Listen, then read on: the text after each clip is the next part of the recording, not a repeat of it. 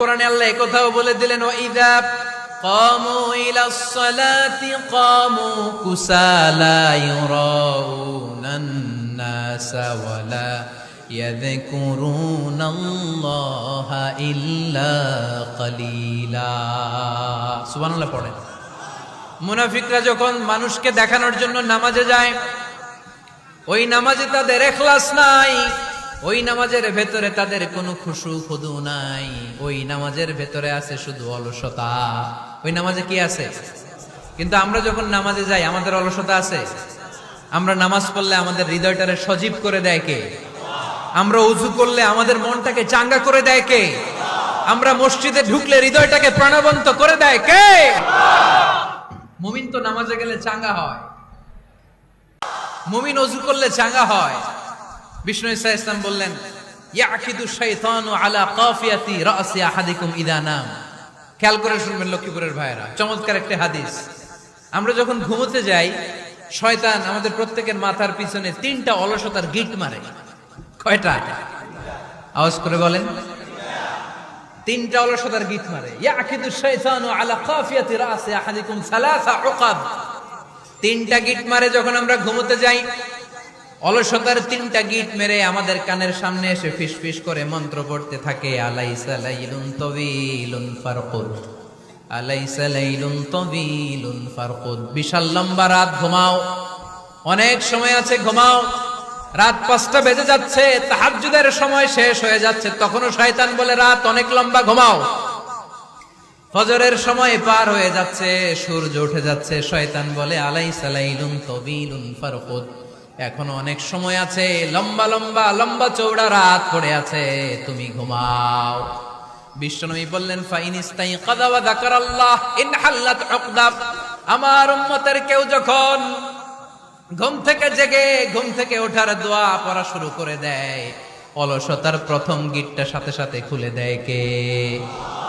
আপনি ঘুম থেকে উঠেই যখন ঘুম থেকে ওঠার দোয়া পড়বেন, আপনার অলসতার প্রথম গিট খুলে দেয় কে? ঘুম থেকে ওঠার দোয়াটা কি? আলহামদুলিল্লাহিল্লাযী আহইয়ানা বা'দামা আমাতানা ওয়া ইলাইহিন নুশুর। প্রশংসা সে আল্লাহ, যে আল্লাহ আমাদেরকে লম্বা একটা ঘুম শেষে, মৃত্যু শেষে আমাদেরকে ঘুম থেকে উঠালেন।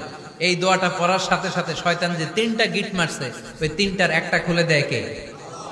ফাইন তাওয়াদ্দা ইনহাল্লাত উকদা। ঘুম থেকে জেগে ঘুমের দোয়া পড়ার পরে যখন কেউ ওযু করে ফেলে, অলসতার দ্বিতীয় গিটটাও খুলে দেয় কে? ওযু করার পরে ফাইন সাল্লাত ইনহাল্লাত উকদা, নামাজের মুসল্লায় দাঁড়িয়ে যখন নামাজ শুরু করে দেয়, অলসতার 3 নাম্বার গিটটাও খুলে দেয় কে? 3টা গিট যখন খুলে দেয়, বিষ্ণু ঈসা ইসলাম বললেন, ফাআসবাহা নাশীতাল কলব। নাশীত, তখন মুমিন বান্দা সজীব হয়ে ওঠে, প্রাণবন্ত হয়ে ওঠে, উচ্ছ্বসিত হয়ে ওঠে। ওয়া ইল্লা হাবিসান নাফসি কাসলান। আর যদি ঘুমিয়ে থাকে, 3টা গিট তার মাথার পেছনে শয়তানের অলসতার লেগে থাকে, তাহলে তার দিনটা শুরু হয় অলসতা দিয়ে, আর সে হয় অলসতার রাজা। চিল্লায় এখন ঠিক কিনা? এজন্য আমরা কি অলস হতে চাই না কর্মঠ হতে চাই? কোন নবীরা কি অলস ছিলেন? পৃথিবীতে কোন নবী অলস ছিলেন? সব নবী কর্মঠ ছিলেন। বিষ্ণু ঈসা ইসলাম বললেন, মা বাআসাল্লাহু নাবিয়্যান ইল্লা রাআল গানাম। এই পৃথিবীতে এমন কোন নবী নাই যেই নবী বকরি চড়ায় নাই। কি চড়ায় নাই? বকরি রে আপনারা লক্ষ্মীপুরের ভাষায় কি বলেন? কি বলেন? ছাগল। তো পৃথিবীতে এমন কোন নবী নাই যেই নবী কি চড়ায় নাই? ছাগল চড়ায় নাই। সাহাবারা বললেন, ইয়া রাসূলুল্লাহ আনতা কাযালিক, আপনিও ছাগল চড়াইছেন? বিষ্ণু ঈসা ইসলাম বললেন, না, আমিও ছাগল চড়িয়েছি। ওয়া ইন্নী আরআহা আলা কারারাইতি আহলি মক্কা, আমি তো মক্কাবাসীদের অল্প কিছু পয়সার বিনিময়ে তাদের ছাগলগুলোকে চড়িয়ে দিতাম। সুবহানাল্লাহ পড়বেন না? বিষ্ণু ঈসা ইসলাম ছাগল চড়াতেন। ছাগল চড়ানো সহজ কাজ না কঠিন কাজ? কেন কঠিন এটা? হ্যাঁ, টেরা, খুঁটি মারে। হ্যাঁ, কি করে? বসে থাকতে হয়। তো ছাগল যারা পালে তারা জানে ছাগল পালা কত কষ্ট। ওরে ডানে টান দিলেও কই যায়? রশি ধরে বায়ে টান দিলে কই যায়? সামনে টানলে কই যায়? পিছনে টানলে কই যায়? সারা সপ্তাহ আপনি সময় পান না এটার গোসল করাবেন, ভাবলেন আজকে জুমার দিন আমিও গোসল করি, এটারও গোসল করাই। এটারে আপনি পুকুর ঘাটে নিবেন, টান দিয়েছেন, ওর বাপের কিরা ও 1 ইঞ্চিও সামনে যাবে না, ঠিক কি না? এই টেরা প্রাণী আল্লাহর কি কি মহিমা! আল্লাহ তাআলা পৃথিবীর সবচেয়ে শ্রেষ্ঠতম মানুষদেরকে ছাগল চড়িয়ে ছেড়েছেন, ঠিক কি না? মা বাআসাল্লাহু নাবিয়ান ইল্লা রাআল গানাম। এই পৃথিবীতে এমন কোন নবী ছিল না যে নবীরা ছাগল চড়ায় নাই। আল্লাহ বুঝাতে চাইলেন ছাগল চড়ানো অনেক কষ্টের কাজ, অনেক ধৈর্যের প্রয়োজন। এখন নবীরা তোমরা ছাগল চড়াও, কিছুদিন পর ছাগলের চেয়েও টেরা জাতি মানুষ চড়াইতে হবে। মানুষের মধ্যেও টেরা আছে না নাই? ভালো বললে ভালোটা বুঝে না, ডানে যেতে গেলে বায়ে যায়, বায়ে যেতে বললে ডাইনে যায়, এরকম আছে না নাই? সম্মানিত ভাইয়েরা, সমস্ত আম্বিয়া আলাইহিমুস সালাম ওনারা কর্মঠ ছিলেন। সাইয়েদনা আদম আলাইহিস সালাম নিজ হাতে চারা গাছ রোপণ করে চাষাবাদের কাজ করেছেন, সুবহানাল্লাহ পড়েন। সাইয়েদনা ইব্রাহিম আলাইহিস সালাম চাষাবাদের কাজ করেছেন। সাইয়েদনা দাউদ আলাইহিস সালাম নিজ হাতে যুদ্ধের জন্য যে পোশাক পরতে হয়, যেটা পরলে গায়ের মধ্যে ছুরি মারলেও ঢুকে না, ওই শিরস্ত্রাণ বানিয়েছেন, নিজ হাতে তলোয়ার বানিয়েছেন, সুবহানাল্লাহ পড়েন। সাইয়েদনা মূসা আলাইহিস সালাম ছাগল চড়িয়েছেন। সাইয়েদনা মূসা আলাইহিস সালামের মেজাজ নরম না গরম?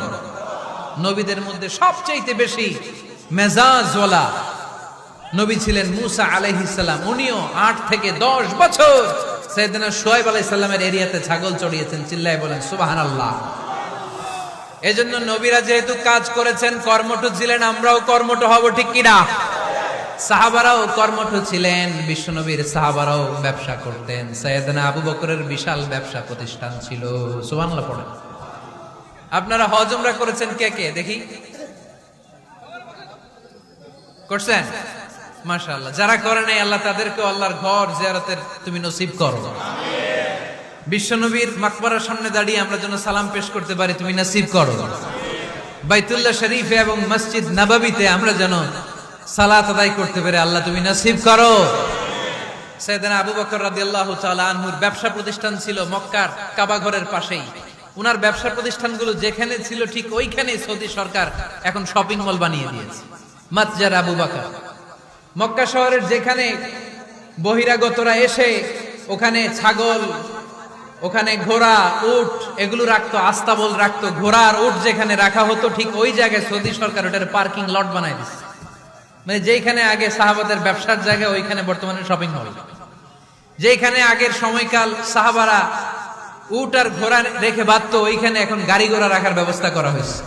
সাইয়েদনা আবু বকর অনেক বড় ব্যবসায়ী ছিলেন। ওনার নিজ টাকা দিয়ে হাবাসা থেকে আসা সাইয়েদনা বেলালকে তিনি 20,000 স্বর্ণ মুদ্রা দিয়ে উমাইয়া ইবনে খালাফের কবল থেকে তিনি মুক্ত করেছেন। সাইয়েদনা উসমান যুন্নুরাইন বড় ব্যবসায়ী ছিলেন। নিজের টাকা দিয়ে মদিনার মুসলমানেরা পানি খেতে পারে না, বিইরে রুমা নামে একটা কুয়া ছিল, এই কুয়ার মালিক ছিল ইহুদি। মুসলমানেরা পানি খেতে গেলে এসে বকা দিত, পানি খেতে দিত না। বিশ্বনবী বললেন আমার সাহাবীদের মধ্যে এমন কি কেউ নাই নিজের অর্থায়নে বীরে রুমা কিনে মুসলমানদেরকে দিয়ে দিবে? সাইয়েদনা উসমান যুন্নুরাইন বলল ইয়া রাসূলুল্লাহ, আপনার খেদমতে আমি হাজির। মুহূর্তের মধ্যে সাইয়েদনা উসমান যুন্নুরাইন নিজের অর্থায়নে বীরে রুমাটা কিনে মুসলমানদের জন্য সদকা করে দিয়েছে। তো ব্যবসা না করলে, কর্মঠ না হলে, উপার্জন না হলে সদকা করা যাবে? চিল্লায় বলেন করা যাবে?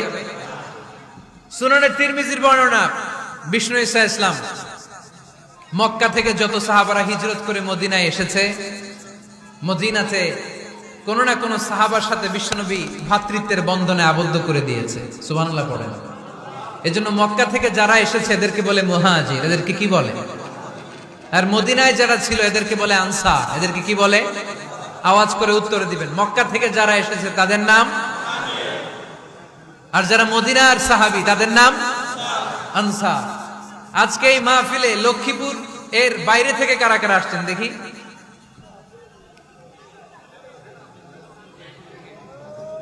মাশাআল্লাহ মাশাআল্লাহ, অনেক আসছে। আল্লাহ ভাইদেরকে তুমি কবুল করো, হাত নামান।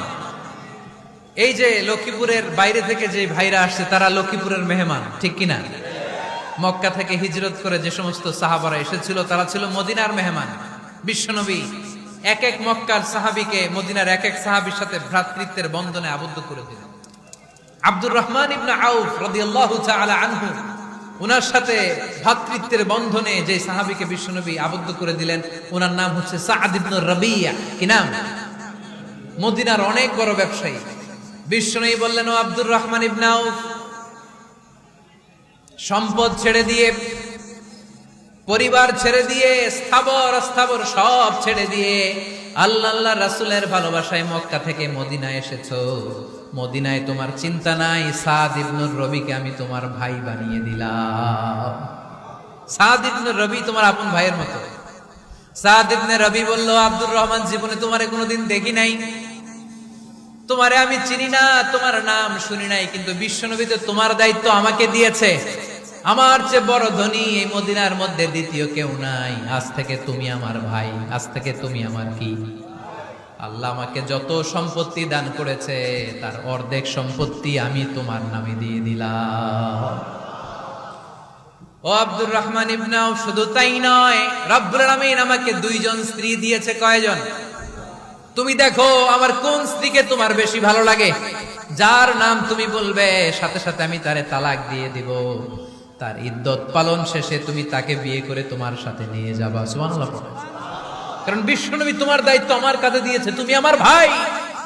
আমি মদিনার সবচেয়ে বড় ধনী, আমার অর্ধেক সম্পদ আমি তোমারে দিয়ে দিব। আমার দুই স্ত্রীর এক স্ত্রীকে তোমারে দিয়ে দিব।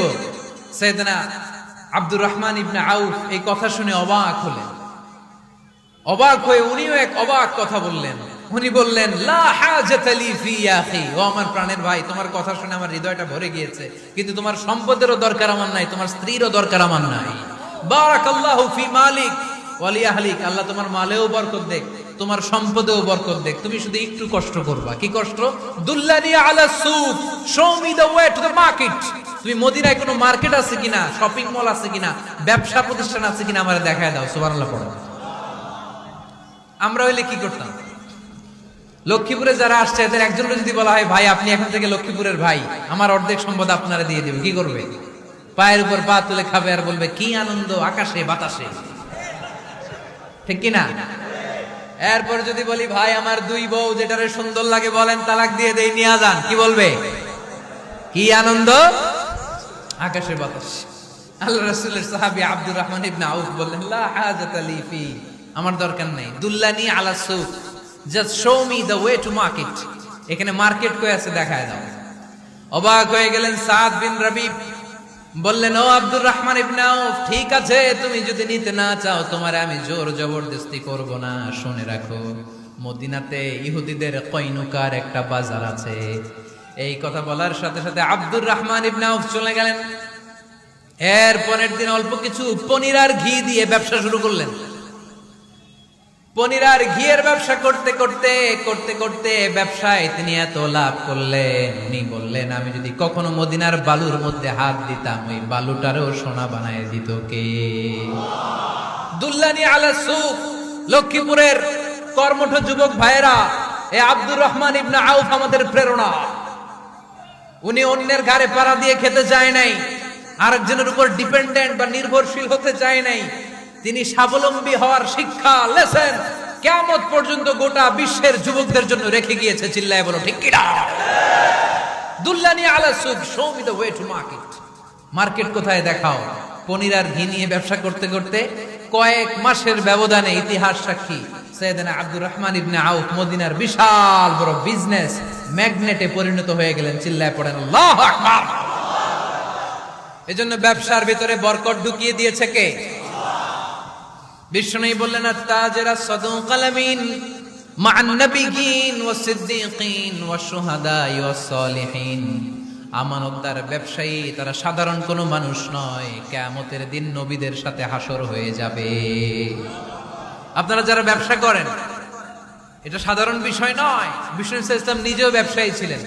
ওনার জীবনের প্রথমে তিনি খাদিজা রাদিয়াল্লাহু তাআলা আনহার ব্যবসার স্টাফ হয়ে কাজ শুরু করেছেন, এরপর নিজে ব্যবসা শুরু করেছেন। এরপরে খাদিজাতুল কুবরা রাদিয়াল্লাহু তাআলা আনহা সব সম্পত্তি বিয়ের পরে বিশ্বনবীর পায়ের সামনে ঢেলে দিয়েছেন। বললেন, ইয়া রাসূলুল্লাহ, এই সম্পদ আমি আপনাকে দিয়ে দিলাম, আপনি ইচ্ছামতো দিনের প্রয়োজনে খরচ করেন। সুবহানাল্লাহ পড়েন। এজন্য বিষ্ণু ঈসা ইসলাম আমাদের জন্য উপমা, আব্দুর রহমান ইবনে আউফ আমাদের জন্য উপমা। যারা ব্যবসা করেন তারা বিষ্ণু ঈসা ইসলামের সুন্নাহ পালন করছেন। আত-তাজির আস-সাদুক আল-আমিন, বিষ্ণুই বললেন সত্যবাদী আমানতদার ব্যবসায়ী, যে ব্যবসা করতে যে মিথ্যা কথা বলে না। অনেক ব্যবসায়ীরা আছে পণ্য চালানোর জন্য মিথ্যা কথা বলে আর কসম কাটে, আছে না নাই? আহা, এমনটা করা যাবে? সকালবেলা স্ত্রীরে বলে এই গরুগুলা বিক্রি করবো, তুই একটা দাম কত কমো? স্ত্রীরে শিখাই দিচ্ছে এই গরুর দাম তুই 40,000। তো বউ বলে ঠিক আছে, দাম কইলাম 40,000। তো এরপরে বাজারে যখন গরু বিক্রি করতে যায়, একজন যখন বলে যে ভাই এটা 30,000 টাকা দিয়ে কিনবো, কয় ভাই আল্লাহর কসম সকালে একজন 40,000 দাম কইছে, আমি দেই নাই। আছে না নাই? কৌশল করে, বউরে শিখাইছে সকালে, কই তুই দাম কর 40,000। তো বাজারে যে সকালে একজন দাম করছে, দাম করে কইছে 40,000 দেই নাই, আপনারা 30,000 কেমনে দেই? এরকম ডাকাইত আছে না নাই? আলহামদুলিল্লাহ লক্ষ্মীপুরে এরকম লোকজন নাই। আরে নাই, আমি কই নাই, এরা কই আছে। লক্ষ্মীপুরের মানুষ খুব ধার্মিক, আমি জানি। লক্ষ্মীপুর, নোয়াখালী, ফেনী এই বেল্টের লোকজন খুব আল্লাহওয়ালা। এদের মধ্যে আল্লাহওয়ালার সংখ্যা বেশি, এখানে আলেম ওলামা বেশি, এখানে মসজিদ মাদ্রাসা বেশি। এই জন্য এই জেলাগুলোতে আল্লাহর রহমতও বেশি। আল্লাহ তুমি এই জেলার ছেলেপেলাদেরকে, এই জেলার লোকদেরকে তুমি কবুল করো, মা বোনদেরকে তুমি কবুল করো। সম্মানিত ভাইয়েরা, এজন্য আজকের মাহফিল থেকে আমরা যেটা শিখলাম সেটা হচ্ছে পরিশ্রমে কোনো লজ্জা আছে? আমরা কাজ করে খাবো, ঠিক কিনা? Never under estimate any job. যুবক ভাইয়েরা, লক্ষ্মীপুরের যুবক ছেলেরা শুনতেছ? এরকম আওয়াজ করতে হবে, কান খাড়া করে শুনো। Never under estimate any job. কোন চাকরিকে ছোট করে দেখা যাবে, whether it's small or big, you don't care. এটার কেয়ার করা যাবে না। ছোট্ট চাকরি পাইলেই ঢুকে যাবা, বড় অফার আসলে পরে ঢুকবা। এটা ছোট কাজ, এটা হোটেলের ওয়েটার, এটা ছোট্ট স্টাফ, এটা কেরানি না। কাজ কাজই, কাজের মধ্যে কোনো ছোট বড় নাই। খেটে খাওয়া মানুষকে বিশ্বনবী অনেক সম্মান করতেন। বিষ্ণু ঈসা ইসলাম খেটে খাওয়া মানুষদেরকে এত ভালোবাসতেন, বিদায় হজের মতো এত গুরুত্বপূর্ণ ভাষণও এই মেহনতি মানুষদের কথা বাদ যায় না। সুবহানাল্লাহ পড়বেন না? দিনটা ছিল জুমাবার। বিষ্ণু ঈসা ইসলাম আরাফাতের ময়দানে দাঁড়িয়ে ঐতিহাসিক একটা ভাষণ দিলেন। এই ভাষণের নাম হলো বিদায় হজের ভাষণ। এই বিদায় হজের ভাষণেও খেটে খাওয়া মানুষের কথা বিশ্বনবী বাদ দেয় না। বিশ্বনবী বলেছেন আরিক্কাকুম, খবরদার অধীনস্থ কর্মচারীদের সাথে খারাপ আচরণ করো না। আতঈমুহুম মিম্মা তাকুলুন ওয়াকসুহুম মিম্মা তালবিসুন। খবরদার মনে রেখো, তোমরা যা খাবে তোমাদের অধীনস্থ কর্মচারীদেরও তা খাওয়াবে, তোমরা যা পড়বে তাদেরও তা পড়াবে।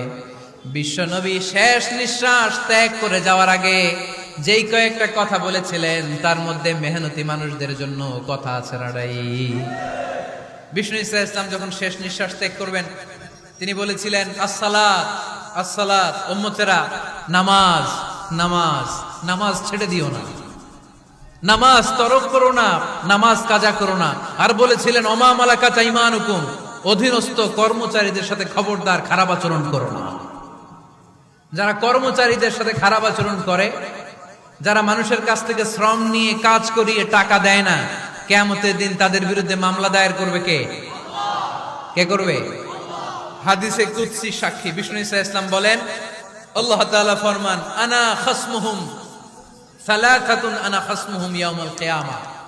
তিন শ্রেণীর ব্যক্তির বিরুদ্ধে আল্লাহ বলেন আমি নিজেই কিয়ামতের দিন মামলা দায়ের করব। I will be against them in the day of judgment. Three categories of people I will be against them in the day of judgment. তিন শ্রেণীর লোক কিয়ামতের দিন তারা ছাড় পাবে না। আল্লাহ বলেন আমি নিজেই তাদের বিরুদ্ধে মামলা দায়ের করব। এর মধ্যে এক শ্রেণীর লোক হচ্ছে রাজুলুন ইস্তাজারা জিরান ফাস্তাউফা মিনহু ওয়া লাম ইয়াতি আজরা। একজন শ্রমিক ভাড়া করে তার কাছ থেকে কাজ নিয়েছে কিন্তু তার পারিশ্রমিক আদায় করে নাই। এরকম আছে না নাই? দাপট দেখায়, দাপট দেখায় ইউনিভার্সিটির ক্যান্টিন গুলোতে। ইউনিভার্সিটির ক্যান্টিনে যায় খায় মাগার বিল দেয় না, এরকম ডাকাইত আছে না নাই?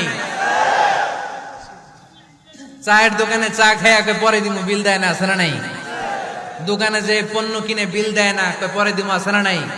কিয়ামতের দিন আল্লাহ তোর এই মাস্তানি ছুটাবে, চিল্লা এখন ঠিক কিনা? আনা খাসমুহুম, আমি নিজেই তাদের বিরুদ্ধে মামলা দায়ের করব। কথাটা কার? এজন্য বিশ্বনবী বললেন, খবরদার, মেহনতি মানুষ, খেটে খাওয়া মানুষ, এদের দোয়া কবুল হয়ে যায়। আতুল আজিরা আজরাহু ক্বাবলা আন ইয়াজিফা আরাকুহু, খবরদার, বিশ্বনবী বললেন, শ্রমিকের ঘাম শুকিয়ে যাওয়ার আগে তাদের পারিশ্রমিক মিটিয়ে দাও। বিশ্বনবীর বিখ্যাত হাদিস, আতুল আজিরা আজরাহু ক্বাবলা আন ইয়াজিফা আরাকুহু, শ্রমিকের ঘাম মাটিতে লাগার আগে, শুকিয়ে যাওয়ার আগে তাদের পারিশ্রমিক মিটিয়ে দাও। কেননা তারা যদি বদদোয়া করে তোমার জীবনকে জাহান্নাম বানিয়ে দিবে কে? বিষ্ণু ইসলাম সব সময় খেটে খাওয়া মানুষদেরকে আগলে রাখতেন। সব সময় শুধু যে ভাষণে মেহনতি মানুষদের সাথে ভালো আচরণ করতে বলতেন, শ্রমিকদের সাথে ভালো আচরণ করতে বলতেন, এমনটা নয়। ওনার ব্যক্তিগত জীবন ঘাটলেও দেখা যায় উনি শ্রমিকদের সাথে কেমন আচরণ করেছেন। বিষ্ণু ইসলামের একজন খাদেম ছিল, আপনারা তার নাম জানেন? কি নাম? সবাই বলেন। আনাস। আওয়াজ করে বলেন, বিশ্বনবীর খাদেমের নাম। নামটা কেমন লাগে? ভালো লাগে? ছেলে হইলে রাখবেন তো? রাখবেন? অনেকে আমারে জিজ্ঞেস করে যে আমার একটা ছেলের নাম বলে দেন। এই এলাকার যদি কারো সম্ভাব্য আগন্তুক 2-1 মাস পরেই ছেলে পৃথিবীতে আসবে, এর নাম রাখবেন আনাস। নাম কি রাখবেন? খাদিমু রাসূলিল্লাহ, আল্লাহ রাসূল সাল্লাল্লাহু আলাইহি ওয়াসাল্লামের খাদেম। এই খাদেমের কাছ থেকে একটু শুনেন ওনার মালিক কেমন ছিল। শুনবেন নাকি কষ্ট হচ্ছে? সম্মানিত ভাইয়েরা, খেয়াল রাখবেন, কোন পীর সাহেবের ব্যাপারে যদি আপনি রিপোর্ট চান, পীর সাহেবের বউয়ের কাছ থেকে শুনবেন। কথা কয় না? বোঝে নাই বোধ হয়। একজন পীর সাহেব হুজুর উনি কেমন, রিপোর্ট নেবেন কার কাছ থেকে? কার কাছ থেকে? বউয়ের কাছ থেকে। একজন বড় সাহেব, বড় নেতা, তার ব্যাপারে যদি রিপোর্ট পেতে চান, আমি কয়েকটা জায়গা বলে দিই, এই জায়গাগুলো থেকে রিপোর্ট নেবেন। 1 নাম্বার তার ড্রাইভার, 1 নাম্বার। 2 নাম্বার তার বাড়ির দারোয়ান, 2 নাম্বার।